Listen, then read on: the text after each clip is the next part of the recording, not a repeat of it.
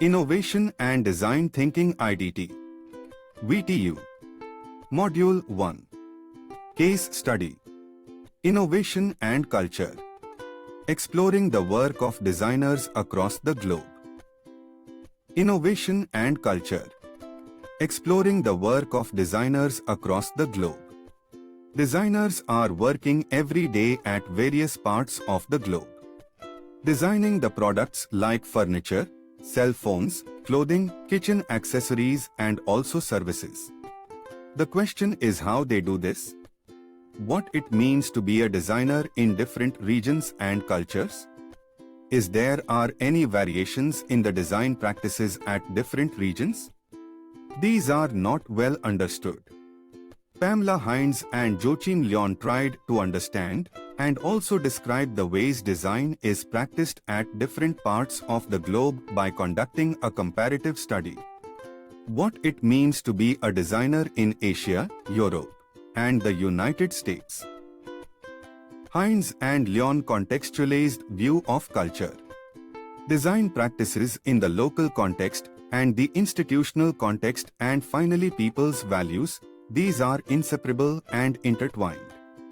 Culture is defined as a fuzzy set of attitudes, beliefs, behavioral norms, and basic assumptions and values that are shared by a group of people, and that influence each member's behavior and his or her interpretations of the meaning of other people's behavior. Their study focused on national culture, including company culture, also disciplinary culture, as intertwined cultural forces that mold the design practice. See the figure. Figure shows the view on how design practices and thinking are embedded within their cultural context. There are three layers: design thinking and practice, national, corporate and disciplinary culture, and social and institutional environment. Every layer affects and also is affected by its adjacent layers. National culture and design practice. Hines and Leon investigated the relationship between national culture and design practice. However, there are few more studies related to this subject matter. Wang and his colleagues in 2005 made comparison between Germany and China on innovation management. This study concluded that innovation activities in Germany more clearly sequential, divided, and scheduled, whereas the innovation activities in China are overlapping. Studies of Khurrana and Rosenthal in 1998 brought out the cultural differences in new product development, that holistic approach in Japan firms and formality approach in US firms. This study supporting the belief that design practices may vary by culture. Some studies focused on cultural dimensions, but not the social and institutional context. They are article by Zhao and his colleagues in 2006 on economic development in China conclude that in China it is difficult in incorporating the customer perspectives. This is because of Confucianism and may adhere more to supervision and rules. This directly affecting the design thinking in China. Confucianism, also known as Ruism, is a system of thought and behavior originating in ancient China. Variously described as tradition, a philosophy, a religion, a humanistic or rationalistic religion, a way of governing, or simply a way of life, Confucianism developed from what was later called the 100 schools of thought from the teachings of the Chinese philosopher Confucius. Research article published by Chavan and his colleagues in 2009 in Interactions magazine presented the barriers of design methods in developing countries.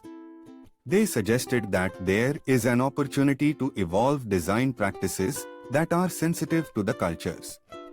This study uses ethnographic research. Ethnography is a branch of anthropology and the systematic study of individual cultures. This approach enables us to understand the meanings that people associate with idea generation, prototyping, sketching, and other design practices. thus providing a deeper understanding of these perspectives than is available using quantitative methods. Research method. The study of Hines and Lyon involved interviews with designers and observations of designers when they are working. Interviews were conducted with design managers and designers in Europe, North America, and Asia. These interviews on average about 60 minutes, ranging from 30 to 90 minutes. Interviews were conducted in meeting rooms, private offices. Depending on situation, interviews were also conducted in cafes and open. These interviews were not completely structured as the goal is to understand the designers. Questions asked in the interviews were about a recent or current project, exploration on how the project was scheduled and organized, the sources of innovation, the ways prototypes were used, how the project weathered or reflected them as a designer. Almost all the interviews were recorded and documented.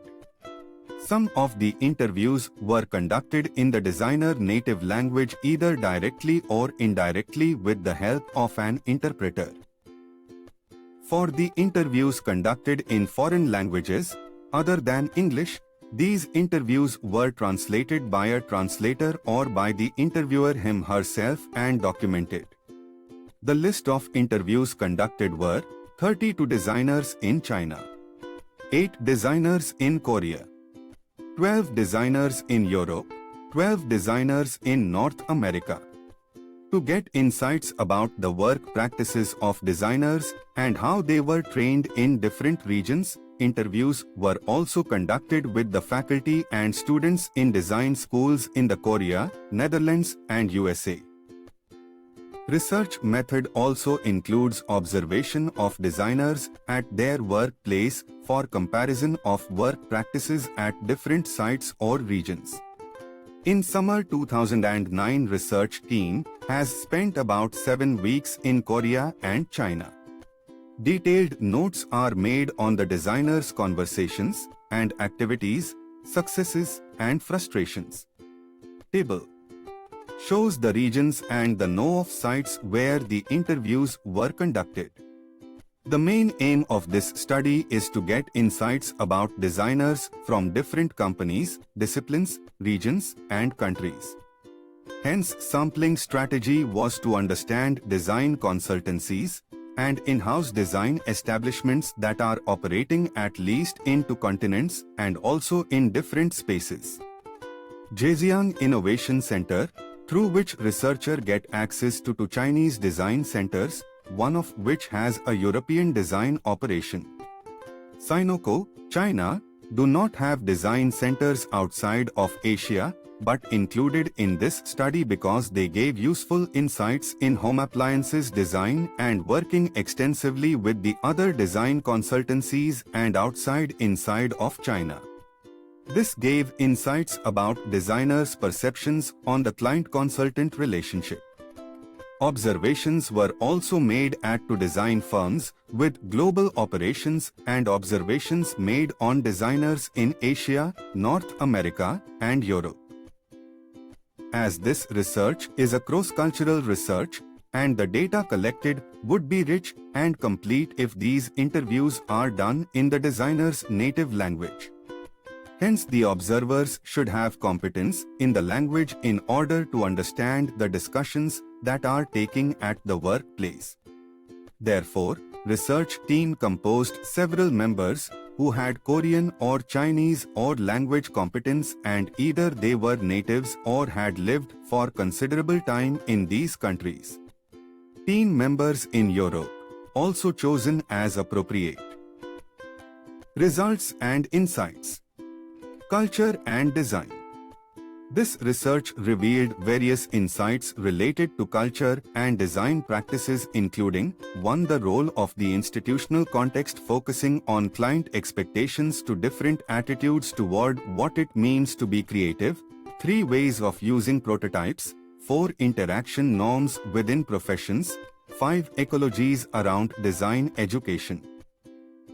Client expectations. Design practices are greatly affected with the corporate culture, yet adaptations also required to meet the needs of the local clients. The structures of organizational culture, institutional context, client demands of local culture, all three were intertwisted and mutually determining the practices of designers. Client expectations at design consultancies were greatly influencing on the types of prototyping, generation of the concept, and finally storytelling processes by designers at different regions. Results revealed that clients have frames which determining the expectations, what the designers should deliver, and how they should behave, and the client's own role during the whole process. Client expectations at design consultancies were greatly influencing on the types of prototyping, generation of the concept, and finally storytelling processes by designers at different regions. Results revealed that clients have frames which determining the expectations, what the designers should deliver, and how they should behave, and the client's own role during the whole process. These frames now affecting the means in which design should be interpreted and put in practice. There are strong effects of the expectations around building the relationships and process as a deliverable. Whether design process is seen an investment or as a cost, the value of function versus form. On these perspectives, the client environments in Asia, North America and Europe were different. Client-consultant relationships. Building and also maintaining the relationships with the clients was globally seen as an important aspect of being a designer in a design consultancy. Research found that the nature of the relationship between the client and consultant was experienced differently in different regions. In North America, the relationship was collaborative. Customers got actively involved in the projects even in framing the problem or need. In Europe, the relationship was not collaborative and there is greater distance between the designers and the client. There is a resistance from client side to reverse relationship and being friendly. One designer told about clients that they are in charge and in the driver's seat, and they deliver that harsher than US clients. Asian clients were also similar. Their concern is that the designers were reversing the service direction and asked the clients to make choices in the concepts of the design in midstream. Asian clients' expectation to get extras in order to improve the relationship. These differences on the designer-client relationship affected design process in these locations. In North America there was more participation of both the parties and were perceived equal status.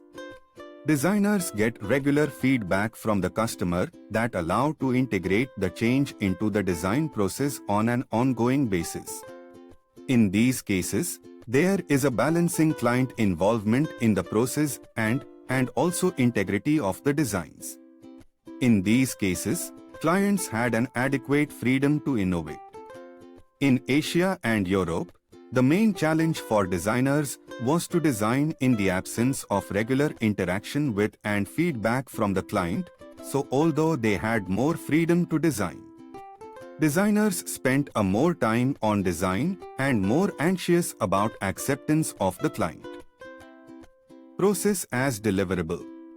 Asian clients are thought to be unconcerned about how designers tackle design tasks. They don't care about the process.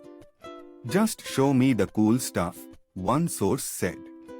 In North America, on the other hand, being a part of the process was highly prized.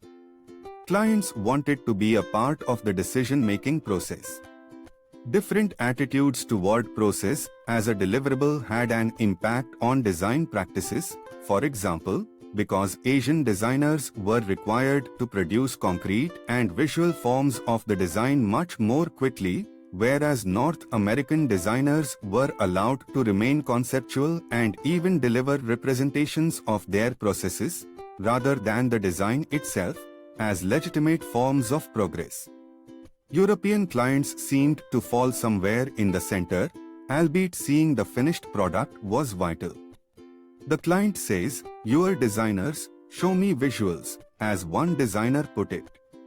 I'm curious to see how this will turn out. Meaning to be creative. This study found significant differences between North America and Asia in what it means to be creative. In numerous regions of Asia, authors were astonished and intrigued to learn that Western designers were thought to be too inventive. The meaning of this phrase is that Western designers were sometimes regarded as radicals for creating things that couldn't be manufactured easily and were only suitable for a niche market. They were simply too out there.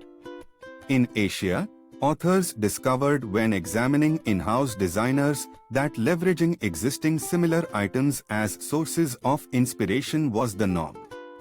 Designers drawing fresh designs day after day, in various locations, as they flipped back and forth between photos of similar products in publications or on relevant websites. The main goal of designers in Asia that to create something that would fit into the existing product line. For North American and European designers' concept of creativity is to stretch much beyond what is known or expected. For Asian designers' concept of creativity is that new design should have harmony with available or existing products. This finding is consistent with cross-cultural research on individualism and collectivism, which implies that people from Western cultures like to stand out, but people from Asian cultures prefer to blend in and be seen as part of the group. Asian clients would request a design that virtually mimicked an existing hot product on the market.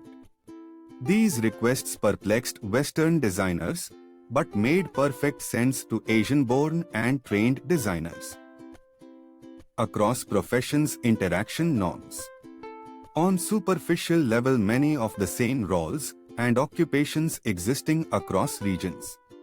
Now it is interesting to see the differences at various regions, how these occupations are evolved, the interaction and collaboration among professionals varying occupations. Multidisciplinary teams, in which designers of many stripes work closely together and even learn to contribute outside their own occupational boundaries, are highly valued in the United States. For example, mechanical engineers may participate in user research, while anthropologists may provide input that would normally be provided by industrial designers. In Asia, it is not the case. Asian fashion designers, for example, that there was less cross-training between designers and pattern cutters, and that cutting one's own patterns would have been against the rules. Fashion designers in France and England were trained as pattern cutters and expected to be able to take on this duty, or at the very least display a high degree of skill while working with a specialist pattern cutter. These professional jurisdictions had a big impact on what designers did and didn't do in different parts of the country, as well as how they engaged with other professions while putting their design ideas into action. The role of the prototype. Across all the regions, in-house firms, design consultancies, and also industries, prototypes have highly social roles and acts as objects for social interaction and feedback. Designers produced prototypes throughout the design process in all circumstances and used them to better understand their own designs and get feedback from others. Models, sketches, scenarios, CAD drawings, garment patterns, and other items are examples of prototypes. The designer's disciplinary training example.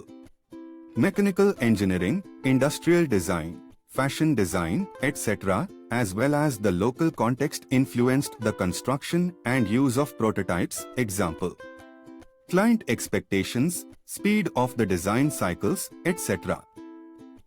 Designers, predictably, leaned heavily on their disciplinary training when it came to the types of prototypes they were likely to make and the types of questions they were likely to ask through the prototypes. Although this matched their position in the design process to some extent, it was not a perfect match. Mechanical engineers, for example, were more inclined to discuss CAD drawings and physical prototypes that allowed them to visualize how the mechanisms would work, regardless of the stage of the design. Client expectations, both internal and external, influenced when and how prototypes were generated and used.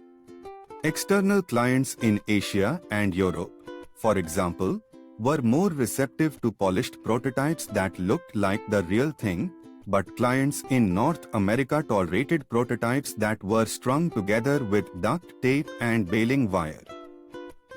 The ecology of design education. From the interviews conducted by authors concluded that ecologies around design education vary across regions. Students, instructors, administrators, potential employers, government organizations, and professional groups are all stakeholders in all circumstances. By area, how these constituents engage with educational institutions, how much impact they have, and how these interactions shape design education and the future work of students educated at these schools differ. Thanks for watching. Comment for any suggestions. Like, share and subscribe for more videos.